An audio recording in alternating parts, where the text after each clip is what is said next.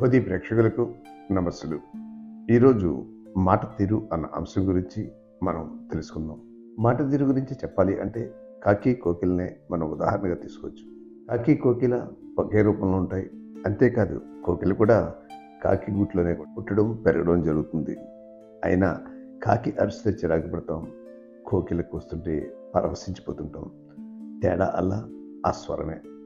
అదేవిధంగా కొంతమంది మాట్లాడుతుంటే ఎంతసేపు మాట్లాడినా వినాలని అనిపిస్తుంటుంది.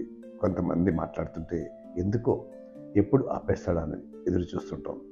దానికోసమే ఎవరితో ఎలా మాట్లాడాలి అన్న విషయం గురించి ఇప్పుడు మనం తెలుసుకుందాం.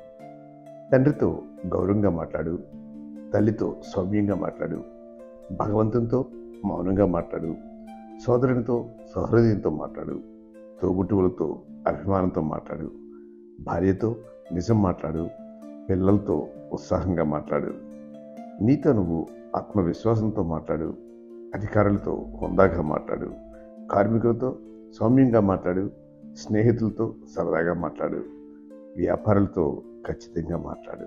ఇవన్నీ ఆచరిస్తే మన మాట కూడా ఒక మంత్రమే అవుతుంది. ఈ వీడియో మీకు నచ్చితే మీ మిత్రులకు షేర్ చేయండి.